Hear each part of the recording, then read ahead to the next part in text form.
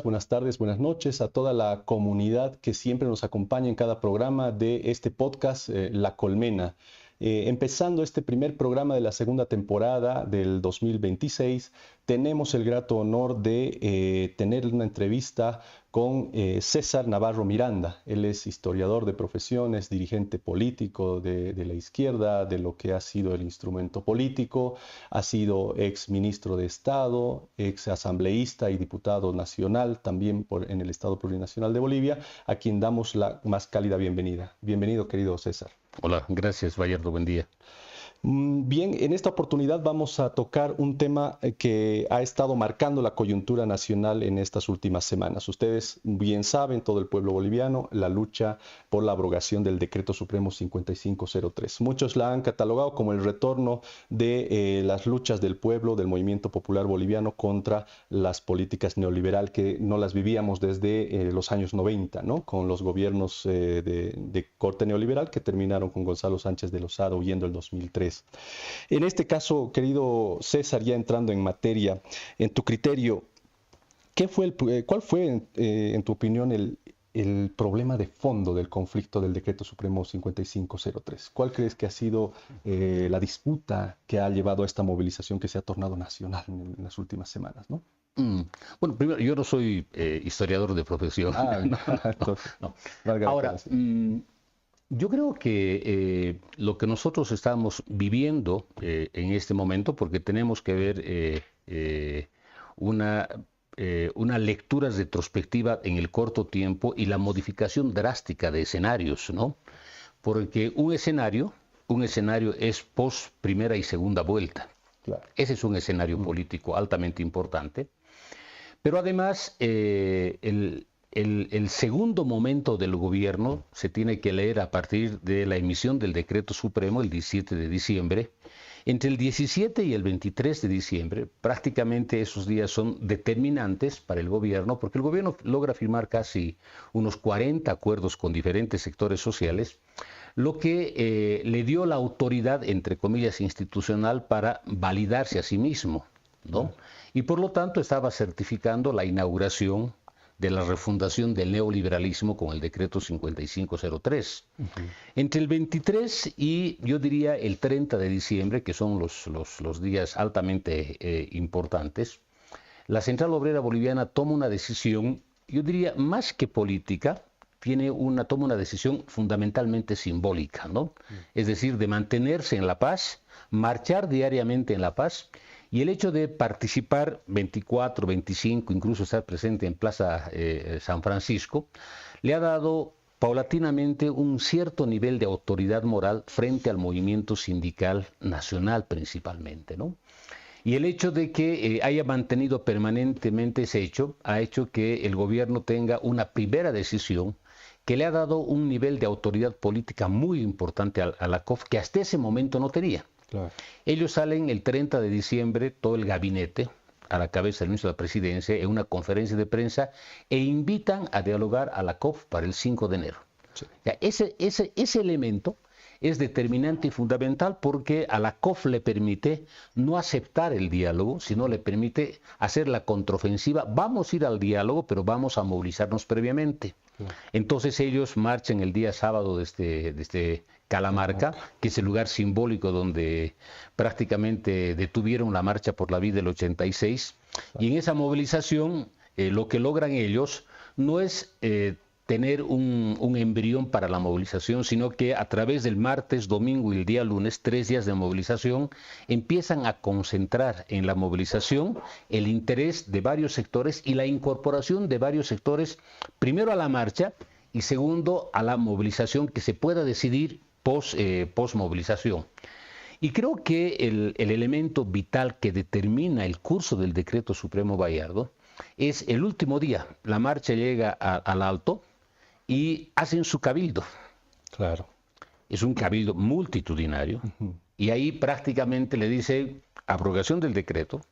Si no hay abrogación, abandonan la reunión. Y tercero, bloqueo de caminos, ¿no? Claro. Entonces, ese cabildo prácticamente es la que determina el curso del cierre final, y luego de ese hecho, que era el día lunes en la mañana para el del día lunes 5, entran al diálogo, se rompe el diálogo, pero paulatinamente vemos la incorporación de diferentes sectores, y yo lo que veo es básicamente que se repite un hecho político que marca la ruptura política con el poder, y veo tres momentos, ¿no? Generalmente los obreros y los fabriles tienen la característica del copamiento urbano, no el copamiento rural. Claro. Y el movimiento campesino tiene la característica del copamiento rural, no el copamiento urbano. Entonces, ¿por qué cayó el gobierno dictatorial de Alberto Natusch Butz en noviembre del 79? La COP declara la huelga general, y ahí la recién Confederación de Campesinos fundada, porque la recién se funda después de la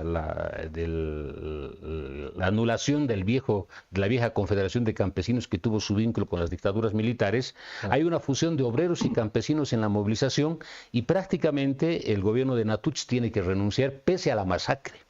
Entonces ahí te encuentras un primer momento de una fusión política muy importante, y lo mismo pasó en agosto del 2020, cuando la COP decide resistir a la presidenta de facto Áñez porque quería suspender las elecciones. La COP declara la huelga general indefinida y la CSUD-CV empieza a tomar físicamente los diferentes caminos. Eso logra derrotar.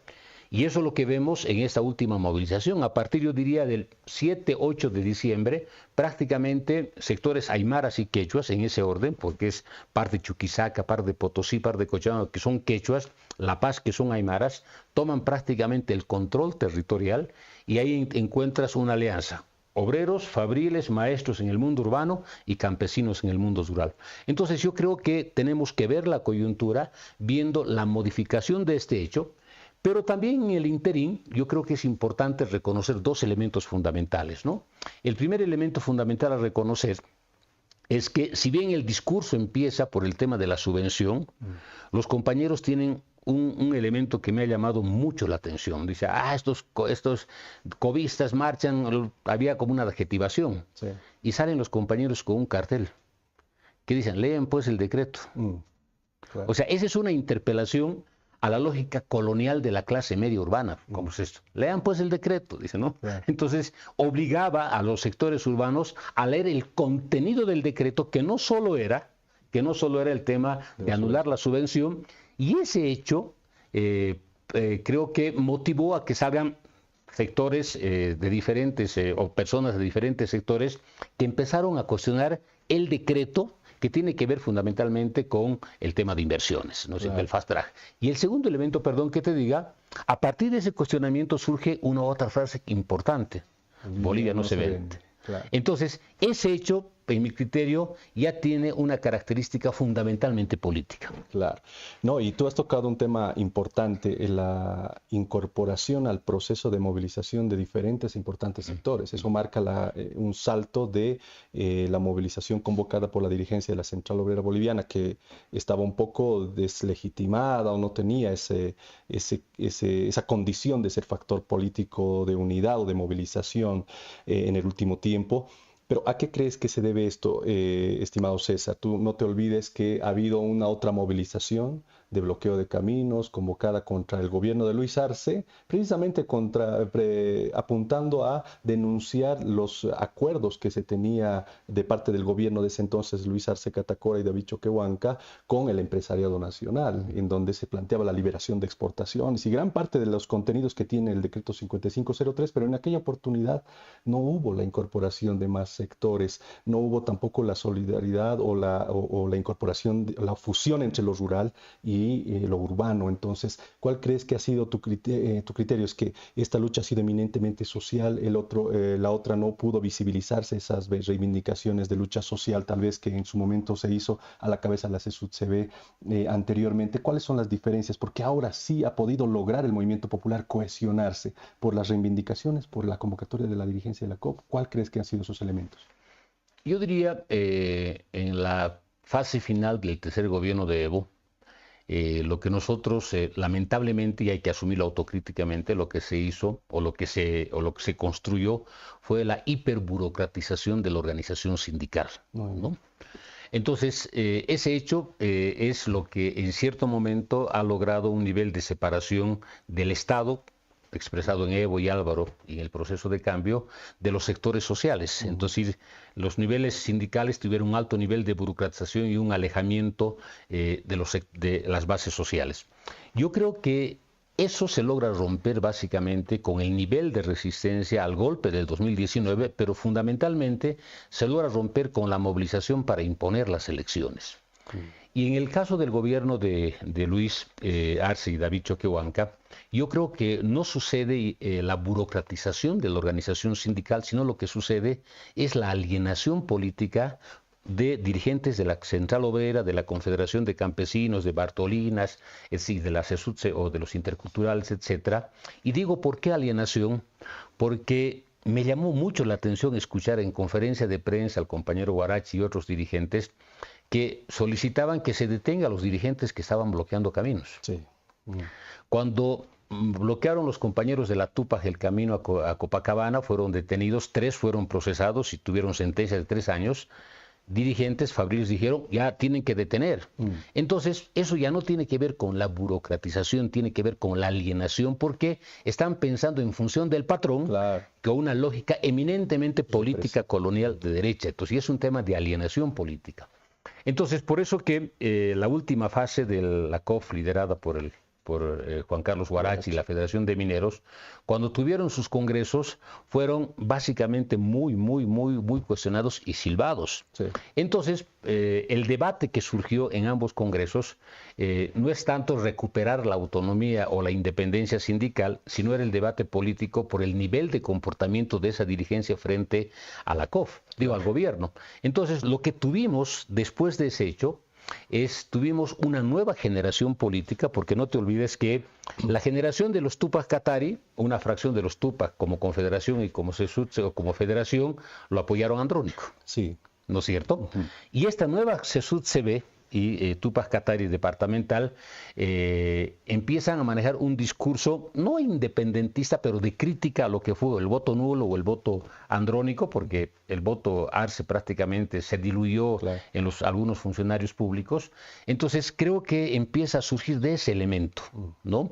Y ahí la COF empieza primero a tener un discurso de interpelación política a la vieja dirigencia saliente y paralelamente tiene un acto, reitero, un acto estoico y heroico de mantenerse en todas las fiestas de fin de año movilizadas, lo que les da un cierto nivel de autoridad moral. Claro. Porque un dirigente, si no tiene un cierto nivel de autoridad, por mucha lucidez política, no tiene la autoridad para representar. Entonces creo que la COF ganó ese hecho.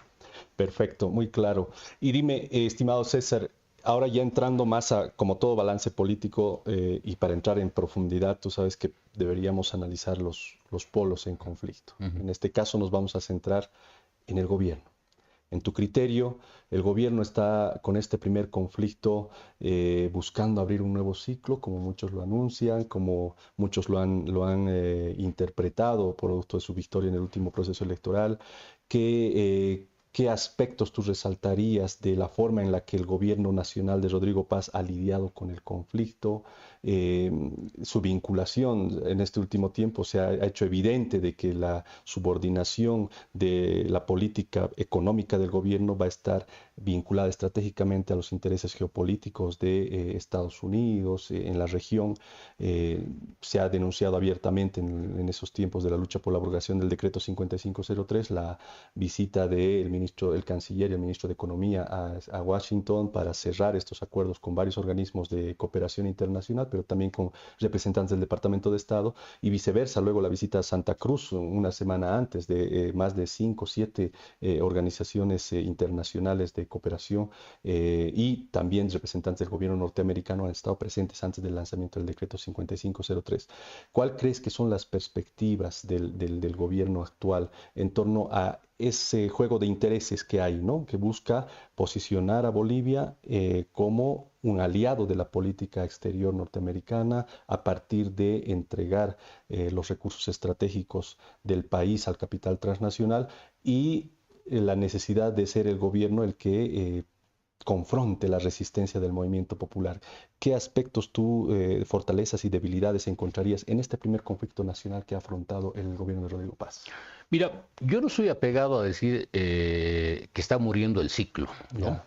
porque todo ciclo es un ciclo político que tiene un actor que lidera, claro, ¿no? Entonces, yo diría que toda la derecha, el 84 y el 85, se dedicó a lanzar torpedos y misiles para desarticular la Central Obrera Boliviana, y prácticamente el ciclo del nacionalismo, con una lógica estatista que lideraban los obreros, terminaron sucumbiendo en Calamarca, en la Marcha por la Vida del 86, ¿no? Entonces ahí, o sea, con el asesinato político, social y moral de la COF y de los obreros, prácticamente empieza el ciclo neoliberal, ¿no es cierto? ¿Cómo nosotros derrotamos al neoliberalismo? Porque las movilizaciones fundamentalmente del Chapare, luego de los Aymaras aquí en La Paz y con el movimiento del Alto, básicamente cierran el ciclo de la lógica de partidos políticos que eran el actor político determinante y hegemónico del neoliberalismo, pero como elemento hegemónico se va construyendo un nuevo liderazgo que está concentrada en el mundo sindical campesino y en los pueblos indígenas originarios campesinos. A eso deviene el liderazgo de Evo. Entonces, por eso que nuestro proceso tiene que ver con un nuevo ciclo político importante, y en este caso yo creo que estamos en una fase híbrida e intermedia y no es el inicio de un nuevo ciclo, ¿no? Porque no tienes al actor que haya sido derrotado ni política ni moral. No tenemos representación electoral, sí, eso es verdad. Entonces, uno cómo se explica y dice, ¿cómo tiene el voto nulo 1.300.000 votos primero, ¿no es cierto?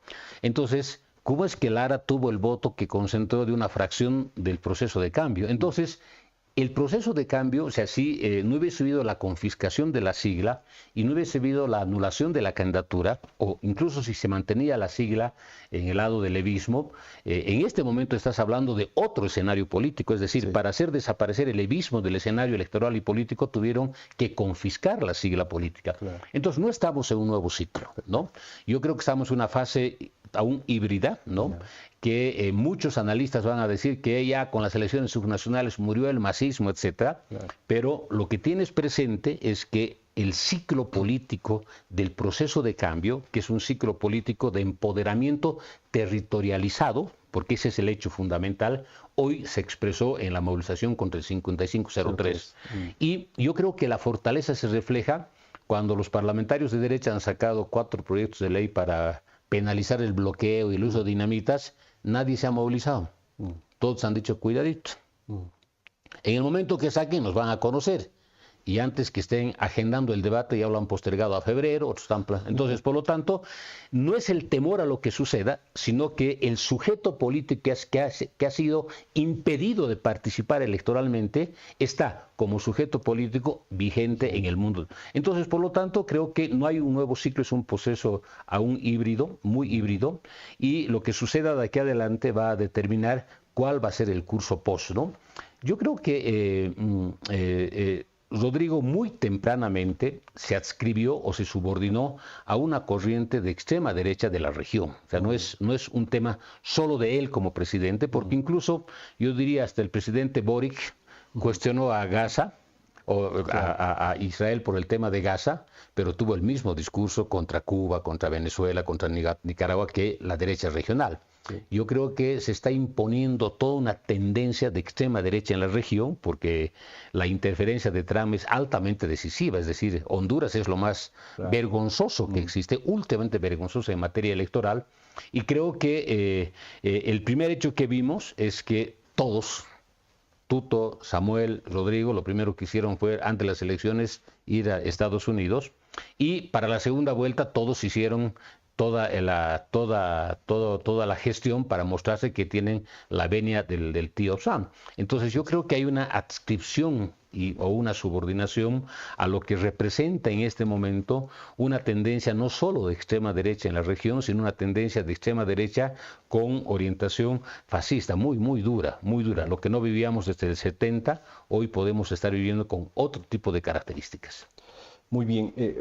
¿Por qué iba la pregunta en eso y esto acotación? Seguimos en el espectro del gobierno, del lado de los intereses de los grupos de poder, porque en cierta medida los grupos empresariales, la Confederación de Empresarios Privados, los grupos económicos del Oriente que están vinculados a las exportaciones, también se han pronunciado en relación a apoyar el Decreto Supremo 5503. ¿Tú crees que ahora este conflicto está marcando y sellando el contenido de clase que va a tener su gestión? Es decir, que va a ser un gobierno de intermedio que va a conciliar los intereses populares y los intereses de los grupos y las élites económicas del país, o en su defecto crees que va a profundizar más bien un gobierno va a profundizarse como un gobierno que defiende los intereses solamente de las élites económicas de poder del país? ¿Cuál crees que va a ser en tu criterio, cuál va a ser la marca que va a tener su gestión y qué perspectivas tiene de lograr imponer ese ajuste neoliberal ahora? Porque muchos también indican de que si bien el 5503 ha sido abrogado, ha vuelto los mismos planteamientos contenidos en otros decretos más específicos, ¿no? Que advierten no haber cerrado el conflicto definitivamente. ¿Cuáles son tus criterios que dices? Claro, el primer hecho que te marca una diferencia sustantiva es la blanquitud física, cultural y política de la nueva élite política estatal, ¿no? Claro. Camisa blanca, corbata, simpáticos todos, ¿no? Entonces, gente de familia de bien, ¿no? Entonces, aunque uno tenga sus críticas al gobierno de Arce, cuando había una posición de ministros, tenías adelante a la Central Obrera, CSUD-CB, Bartolinas, ¿no? Claro. En cambio, hoy tienes su posición del gabinete y tienes Confederación, etcétera. O sea, cambia drásticamente. Sí. O sea, la composición, primero el mensaje simbólico que da la composición del gabinete te muestra una blanquitud biológica, cultural e ideológica. Entonces ya ahí está habiendo un retorno racial, ¿no? Segundo elemento, Yanine Áñez entró con la Biblia gritando, Dios vuelve al palacio, pero lo que hizo el presidente Paz fue, una vez que tomó posesión, entró al palacio, pero se fue a la catedral. Y en la catedral estaba el monseñor Edmundo, no, Jesús Juárez. Y Jesús Juárez siempre fue uno de los representantes de la Conferencia Episcopal Boliviana para mediar en los conflictos en la época de Goni Banzer. Era el mediador político por excelencia, ¿no? Claro. Y él es el que le dio la venia. Entonces, por lo tanto, te muestra que está retornando una lógica religiosa colonial. Claro. No una lógica religiosa libertaria, porque al interior de la iglesia existen corrientes ideológicas. También, sí. Entonces, eso ya es un primer mensaje. El segundo mensaje es que el gabinete tiene dos elementos altamente fuertes, ¿no? Uno que tiene que ver evidentemente con la influencia de Doria Medina en el gabinete, pero el otro tiene que ver con la presencia de sectores empresariales de la agroindustria cruceña en el gabinete. Claro. Entonces ya te muestra una composición de clase muy fuerte, pero no una composición de clase universal de todos los sectores, sino de un sector específico, que es la agroindustria. Por eso claro, que en el decreto 5503 se hablaba de promoción de inversiones, pero paralelamente se aperturaba a la libre exportación para productos fundamentalmente agroindustriales, claro, ¿no es cierto? Entonces, el decreto ya te está mostrando cuál es el contenido del gobierno y la orientación del gobierno. Ahora, es importante ver ¿cuál es el nivel de musculatura política para enfrentar un movimiento de esta envergadura? Claro. El 85 tuvieron que prácticamente despedir a los compañeros mineros, reducir a los mineros a ser los que vayan a cobrar sus beneficios sociales a las oficinas de la Comibol, y en esa época tenías un sistema político de partidos muy sólido, es decir, el partido era una estructura política, claro, ¿no? En cambio, en este momento no tienes una estructura política sólida y acuérdate, puede tener Rodrigo Paz un revés muy duro en las elecciones subnacionales, o sea, no tener Camacho, que es el vocero político del oriente boliviano en este momento, no es el más golpeado, sino es parece el candidato domado, porque el que criticaba absolutamente todo al gobierno de Arce, a Evo, ni qué decir, cuando el gobierno de Rodrigo Paz dice en enero no van a gastar más del 20%, claro, no hubo alcalde gobernador que no protestó. Así es. Y Camacho prácticamente desapareció. Silencio.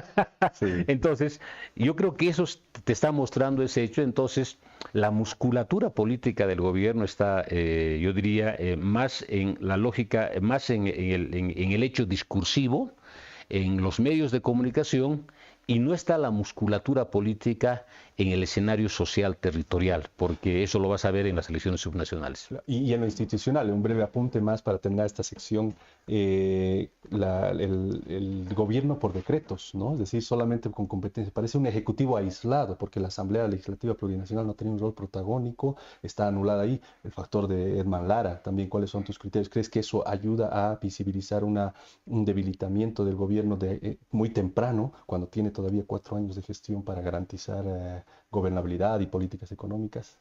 Mira, yo no creo que el vicepresidente Lara haya sido un actor político determinante en el funcionamiento de la Asamblea Legislativa. De hecho, creo que ni siquiera ha sido el que ha dirigido las reuniones de la bancada para elegir presidente. Entonces yo creo que desde el 5 o 4 de noviembre prácticamente Lara es como una de las figuras políticas más decorativas de la Asamblea Legislativa Plurinacional. Entonces no creo que sea un factor incidente, ¿no? Claro. Más bien yo creo que en el mes de septiembre y octubre de este año lo que vamos a encontrar van a ser diferentes bloques o grupitos al interior de la bancada del PDC, de otros, que van a aspirar a tener espacios en la Asamblea Legislativa, y ahí vas a encontrar la verdadera temperatura de la composición social de la Asamblea Legislativa. En este momento aún no. Claro. Yo creo que el presidente Paz está atravesando un momento altamente complejo y crítico, ¿no? Y si fuese legítimo y constitucional, su decreto 515 de gobernar por decreto hubiese ido a Davos. Claro, claro. No fue, ¿no? No fue. Ahora, y no tanto porque el que lo sustituya pueda modificar las cosas, ¿no? Porque si no va a generar mayores niveles de inestabilidad política, ¿no? Claro. Y ahorita estás viendo un escenario sui generis porque tienes un vicepresidente que prácticamente no es solo el principal opositor al gobierno, sino es el principal crítico y descalificador a autoridades de gobierno. Entonces, es un momento altamente complejo. Entonces, yo creo que ese hecho, esa debilidad que tienes en el Parlamento y ese conflicto que tienes con el vicepresidente, le obliga al presidente Paz a tener un comportamiento más hiperpresidencialista en la lógica republicana. Es decir, no prescinde del Parlamento, pero no depende del Parlamento, ¿no? Entonces está en esa lógica ahorita, y por eso que tiene que ver el tema del decreto, etcétera. Entonces ahí va a haber momentos muy duros de alto nivel de conflictividad. Perfecto. Bueno, ahora yéndonos al otro polo, ¿no? Entrando ya a la situación, una radiografía del movimiento popular que siempre está en transformación, en movimiento, como tú lo describías al principio, en ascensos, momentos de retroceso. En tu criterio, yéndonos por el aspecto positivo, ¿no? ¿Cuáles han sido los principales logros del movimiento popular? ¿Cuáles has identificado tú en este último conflicto, las fortalezas y, por qué no decir, las conquistas logradas por el movimiento popular encabezadas por la Central Obrera Boliviana, y con los matices que tú mismo mencionabas, ¿no? El sector fabril, los sectores urbanos, así como los sectores del campo, ¿no? Encabezados por la CSUTCB? Nunca la COF estuvo ausente del hecho político, nunca, ¿no? Y de hecho la COF fue uno de los protagonistas a la cabeza de Pedro Montes el 2008 para liderar la famosa movilización de la CONALCAM, que partió, recuerdo, el 11 o 12 de octubre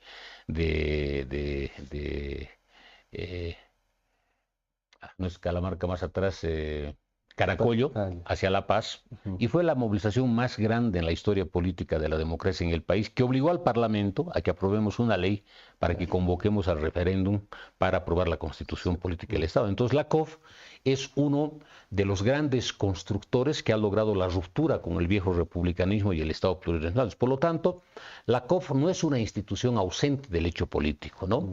Creo que el último tiempo la COF ha hecho movilizaciones donde participaban el 95% funcionarios públicos. Entonces ahí empezó a perder un nivel de validez y legitimidad, ¿no?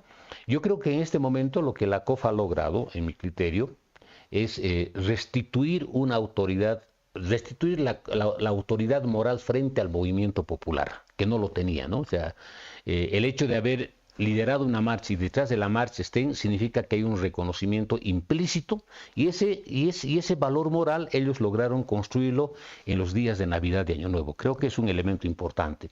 Y eso les ha habilitado al Ejecutivo de la Federación de Mineros, que representa desde hace mucho tiempo al sector privado. Ojo, sí. Desde el 2005 estaba la Federación de Mineros siempre en Huanuni y Colquiri, ahora el actual Ejecutivo representa a la empresa minera Manquiri. Sí, entonces, él, lo he escuchado hace 3 o 4 días, se ha dicho, nosotros estamos discutiendo una propuesta de país.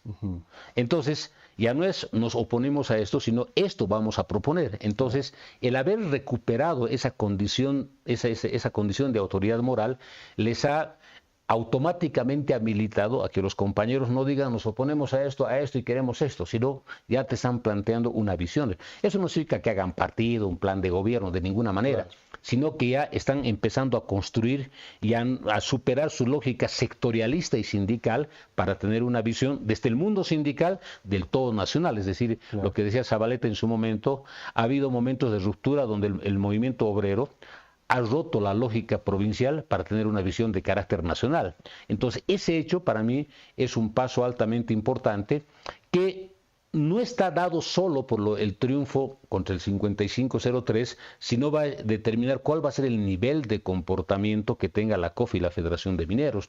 Si estas dos organizaciones, por ejemplo, por decir, superando lo que puedan pasar los conflictos de febrero, marzo y abril por el tema del incremento salarial, convocaran una cumbre política de sectores populares y de izquierda, en el hipotético caso ponerle en el mes de agosto, acá en Bolivia, tendrías un nivel de participación elevada. Sí. ¿Por qué? Porque está reconstruyendo esa imagen y esa autoridad moral que es altamente importante. Claro.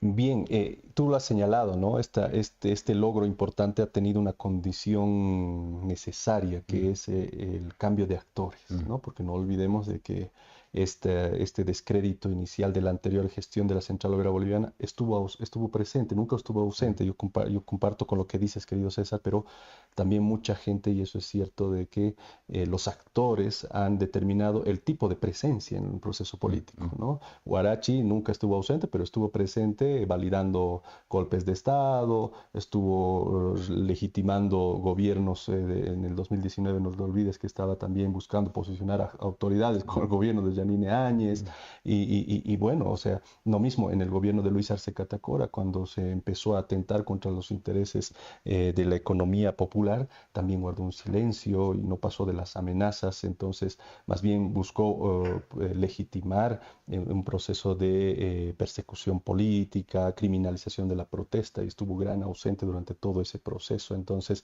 creo que más bien ahora está recomponiendo esa autoridad moral, como tú dices, querido César. La Central Obrera es uno de los logros, también concuerdo con aquello, pero con esa condición necesaria, ¿no? Los nuevos actores están teniendo esa oportunidad. Y creo que algo que se ha visto, la base está susceptible todavía, ¿no? Cuando se ha cerrado el diálogo, todavía decía, cuidado que estén yendo a negociar a espaldas del pueblo movilizado.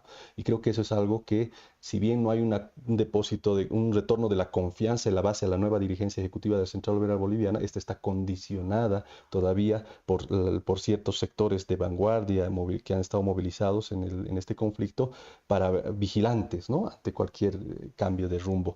Yéndonos ahora al aspecto de las limitaciones, de las dificultades. En algunos de los casos, querido César, tú verás que el gobierno respondía ante la solicitud de abrogación del decreto 5503, interpelaban a las autoridades de gobierno. Bueno, esta es la única salida. Habíamos quedado en consenso todos los que habíamos hecho la propuesta electoral de que la salida era el ajuste y levantar la subvención, ¿no? Obviamente no decían que era el único aspecto dentro del decreto 5503, sino que habían otros mucho más profundos y delicados, estratégicos.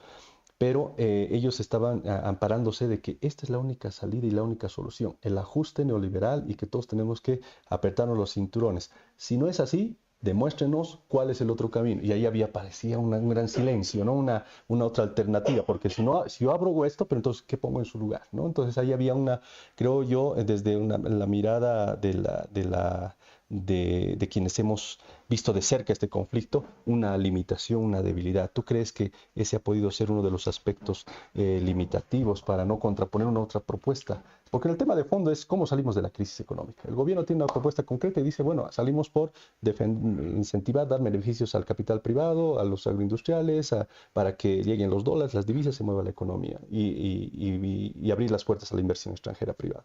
Y por el otro lado, el movimiento popular intuitivamente está diciendo, bueno, no es por ese lado, no hay una otra vía, pero no termina de aterrizar y concretar entonces cuál es la vía para salir por la defensa del lado de la economía popular y afectando los intereses de los grupos de poder. ¿Cuál es en tu criterio? Ya entrando en la parte de los aspectos, las ausencias, las limitaciones, las debilidades que ha tenido el movimiento popular en esta movilización. Es que el 5503 tiene como antecedente la gestión de Arce. Exacto. O sea, no es que descubren la pólvora neoliberal el 9 de noviembre cuando toman posesión. Es decir, van construyendo un ideal muy fuerte. Es decir, el tema de la subvención, que está vinculado mucho al déficit fiscal, entonces por lo tanto tiene que haber una reducción del déficit fiscal y paralelamente tiene que haber la anulación de la subvención. Y no solamente subvención, tiene que haber mayor nivel de inversión. ¿No es cierto? Porque si no hay inversión, no van a aparecer dólares en el mercado. Entonces, cuando tú retrotraes lo que ha sido agosto, julio, junio, mayo del 2025, primero tienes largas filas en todo Bolivia para gas, para gasolina y diésel. Claro. No hay dólares, ni un dólar. Y el dólar estaba disparándose al 18, 19, 20, ¿no es cierto? Claro. O sea, tenías momentos críticos y ellos han ido construyendo como sentido común resolver este hecho, y por eso que la agenda de debate de los candidatos a presidentes estaba vinculado a la agenda económica. ¿No? Entonces, boom, entonces por lo tanto... Hay una ausencia de la izquierda totalmente. Había una ausencia, pero además no solo tanto era una ausencia de la izquierda, sino había como una especie de un peso político muy fuerte, negativo contra la izquierda, muy, muy duro, ¿no? Entonces el 5503 dijo, está bien, vamos a anular la subvención, ¿no? Entonces ya previamente tomó algunas decisiones, etcétera, pero lo que no se entendió desde el gobierno, creo, es que creyeron que el voto nulo, el voto, etcétera, prácticamente se esfumó en el universo y dejaron de existir las organizaciones como tal.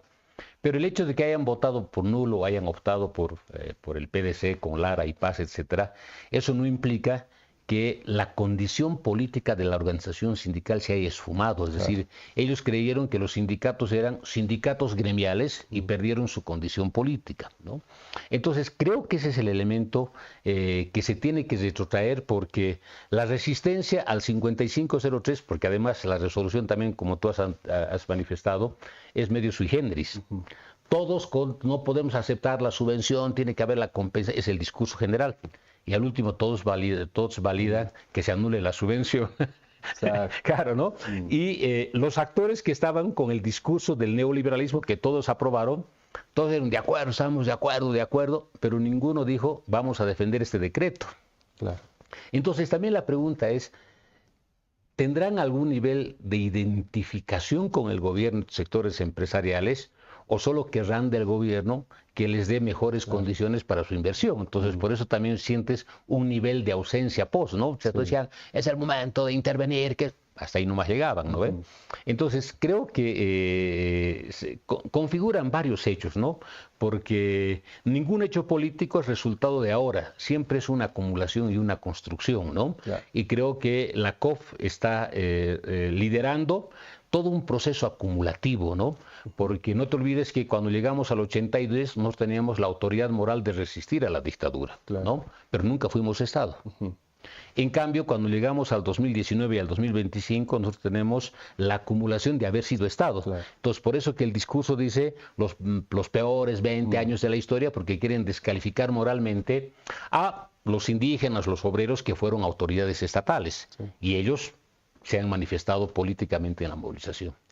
De acuerdo. Entonces, cerrando esta tercera sección de la entrevista, querido César, ¿tú crees entonces que en octubre de 2003 ese proceso de acumulación política sí logró sintetizar una agenda, la reconocida agenda de octubre de 2003, ¿no? Con una demanda de, sí, resistencia al neoliberalismo, ya no queremos se vendan nuestros recursos naturales a las transnacionales, pero queremos esto, ¿no? Asamblea Constituyente, redistribución de la riqueza, refundación del Estado, nacionalización de los recursos naturales. Ahora este decreto 5503 y esta primera lucha parece haber avanzado hasta definir lo que no se quiere, ¿no? La abrogación del 5503. Pero todavía no está empezando recién y todavía no logra sintetizarse en una nueva agenda, ¿no? Que rearticule al movimiento popular, que seguro va a ir por ese tema, porque preocupa esta discusión. En otro tiempo, siempre el movimiento popular ha entendido la subvención, por ejemplo, yéndonos al aspecto más central del decreto 5503, es un retroceso político ideológico fundamental del movimiento popular aceptar la subvención, a secas en general, porque siempre se ha sabido de que la subvención en términos económicos es un mecanismo para compensar las desigualdades propias y naturales del sistema que genera entre la gente, es decir, facilitar el acceso a los que menos posibilidades, oportunidades económicas tienen. Por eso es de que la subvención no es ni buena ni mala en general. Tampoco yo no estoy de acuerdo con que es la solución, por supuesto, para mantenerla, porque te genera estas condiciones, pero tampoco es que la satanicemos para decir eso, el cáncer de la economía, toda subvención hay que extirparla, ¿no? Porque mientras vivamos en el capitalismo va a haber desigualdades y el rol de los estados y los gobiernos es nivelar esas desigualdades. Por supuesto no pueden ser estas permanentes, pero siempre tienes que ser consciente de dar esas condiciones de igualdad hasta que generes mejores oportunidades para los que no están del mejor lado en el sistema económico del capitalismo. Pero yo creo que, y nadie ha empezado a hablar, ¿por qué no empezar por una subvención, quitar la subvención de forma gradual o sectorializada? ¿No? Es decir, sectores que económicamente han suscrito y han dicho, sí, nosotros aceptamos el decreto 5503, como el transporte pesado, las cooperativas mineras, los grandes sectores que se han beneficiado y están haciendo millonarias riquezas sin aportar demasiado al Estado, porque tienen impuestos irrisorios, el capital del impuesto a la tierra, el régimen del RAU te va a decir que por cada hectárea casi no pasa ni los 3 bolivianos, tienes ahí el tema de la regulación o intervención del Estado en la comercialización y exportación del oro, o sea, los recursos están ahí. Pero el problema es de que quien los concentra no es las mayorías nacionales y por lo tanto estas al acumularlas de manera privada terminan generando estas distorsiones en la economía, pero a quien quiere ajustársele para compensar esas pérdidas de la economía nacional es a los que no acumulan precisamente esa riqueza. Entonces esos aspectos ha faltado en la discusión y creo que está dejando algo pendiente.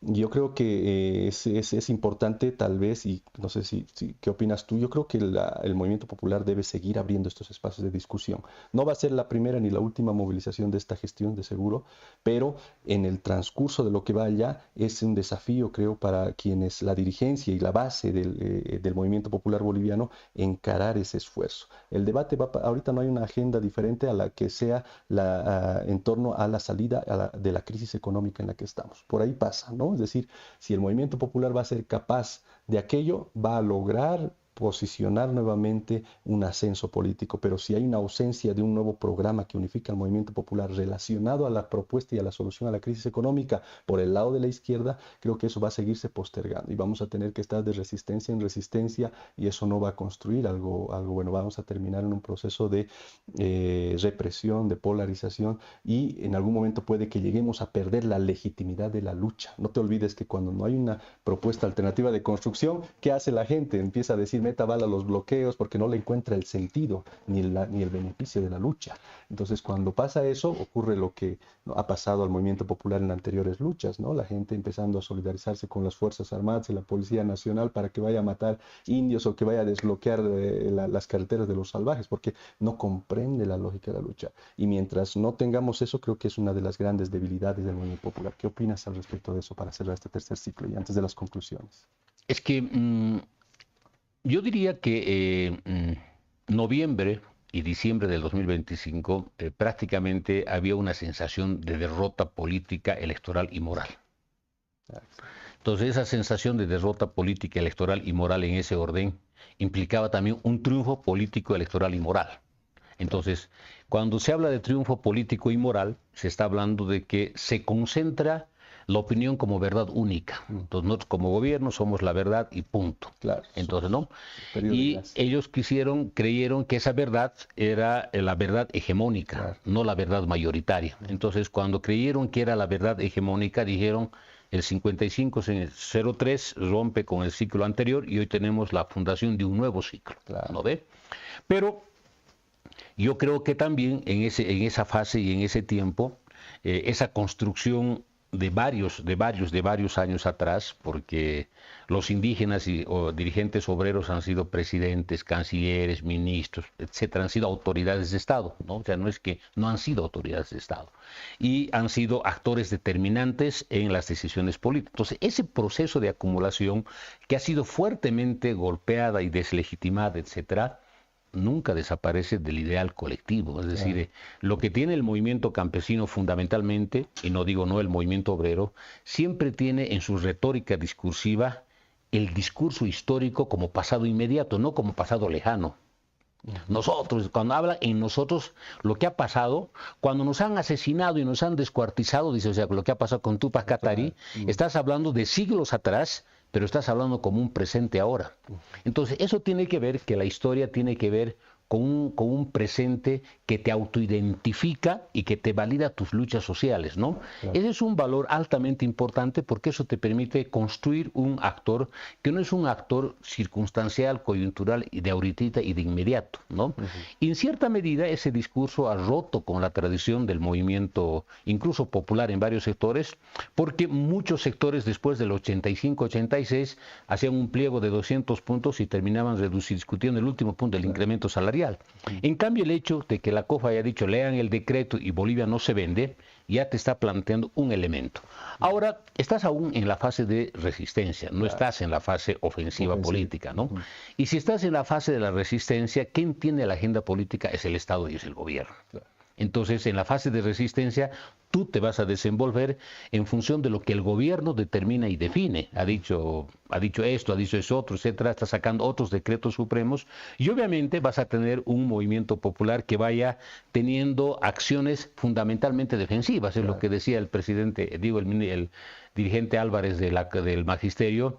¿Cómo puede ser que nosotros ganemos menos que el salario mínimo? Si nosotros ganamos 2.800 y el salario mínimo es 3.300. Entonces ellos están aspirando. Entonces, por lo tanto, estás en la fase defensiva y reivindicativa. Claro. Ahora, ¿en qué momento vas a hacer un bloque contrahegemónico? Y eso es construcción política, ¿no? O sea, porque yo diría que incluso el 2003 es el momento de mayor resistencia al neoliberalismo, pero todavía no somos un proyecto contrahegemónico, somos una resistencia contrahegemónica y creo que después del 2003 recién nos constituimos en proyecto contrahegemónico porque empezamos a tener una mirada estatal, porque no te olvides que nuestro plan de gobierno del 2002 que presentó Evo con Antonio Peredo hablaba de nacionalización, hablaba de asamblea constituyente, pero todavía no era el proyecto contrahegemónico.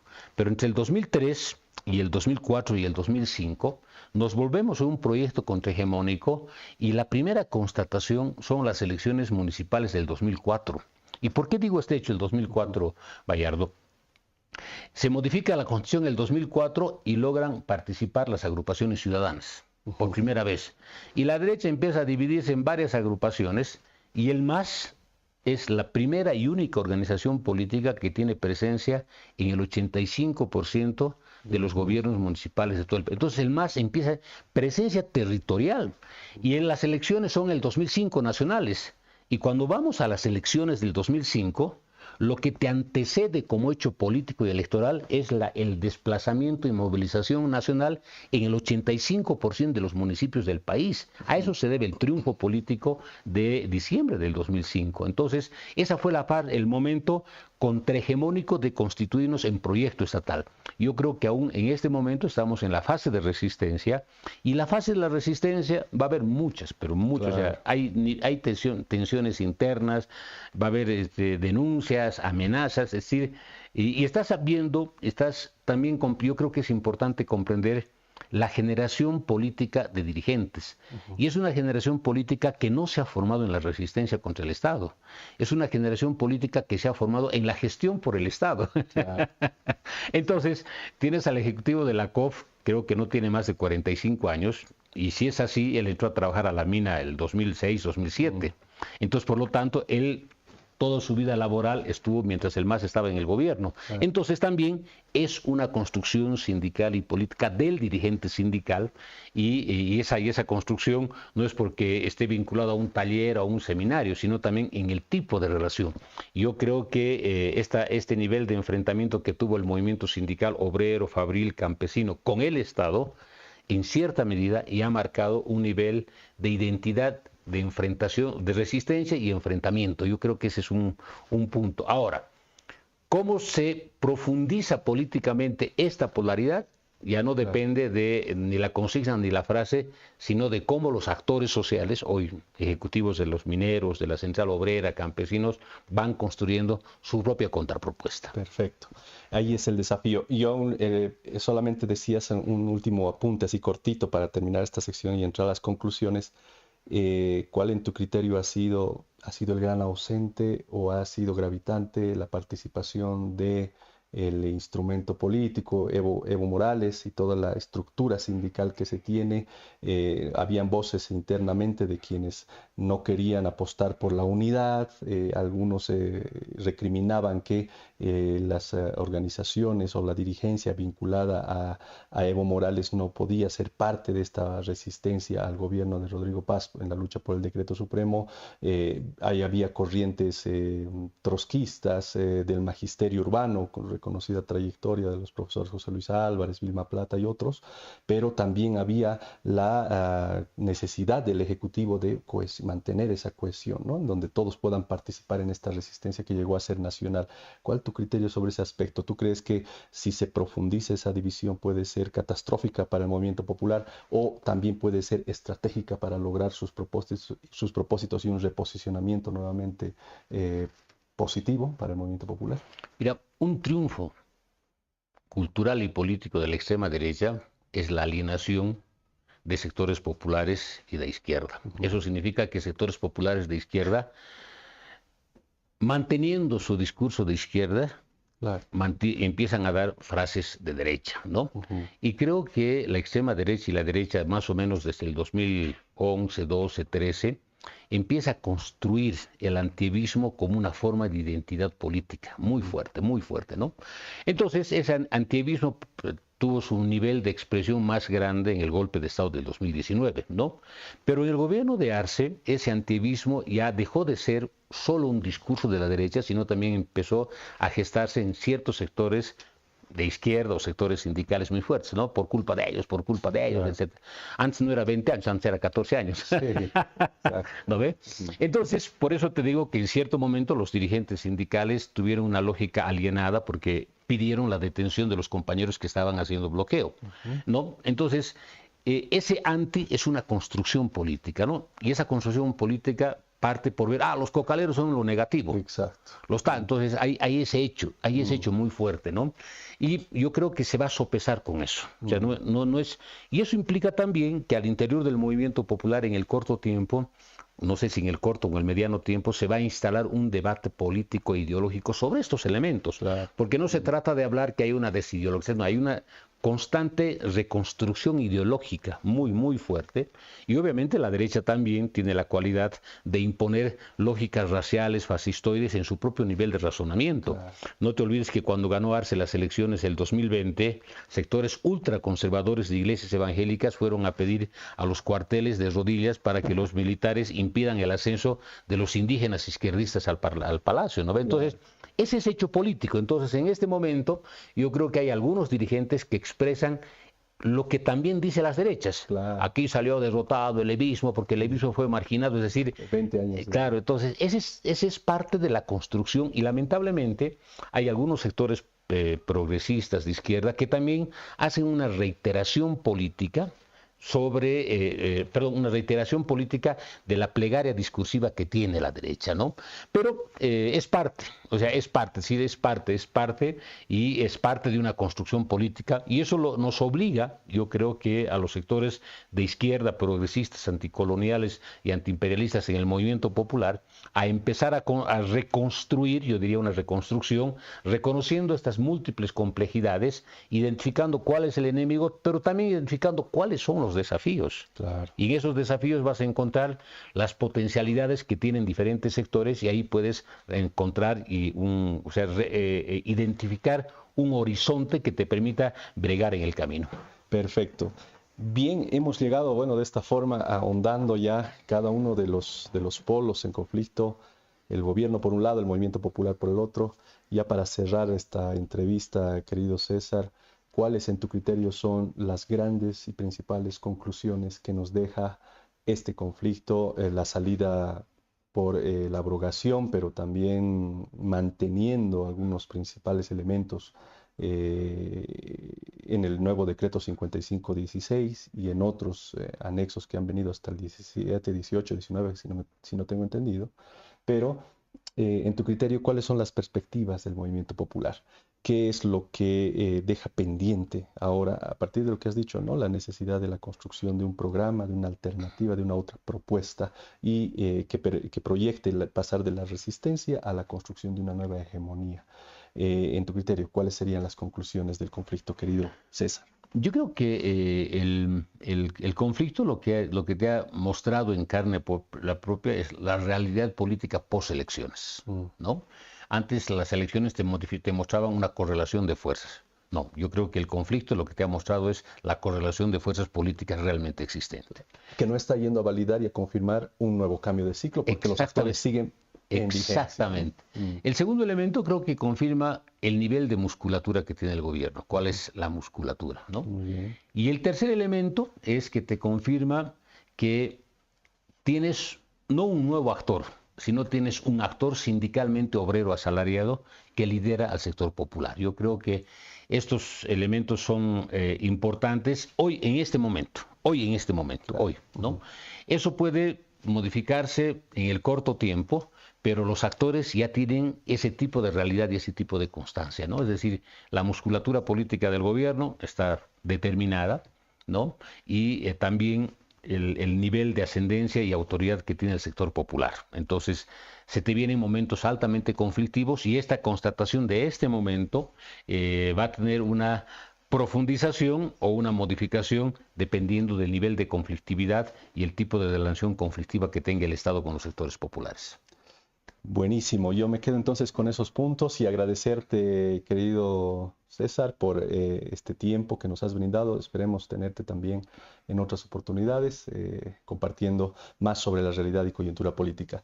A manera de agradecer a todos quienes nos han seguido en esta transmisión en vivo de este primer programa de la segunda temporada, cada día sábado vamos a tratar de mantener la regularidad de las entrevistas que siempre ayudan a ahondar más los temas de la coyuntura política nacional. A tiempo de agradecerles, despedirme de todos ustedes y agradecerte a ti, querido César. Muchas gracias. A ti. Hasta la próxima.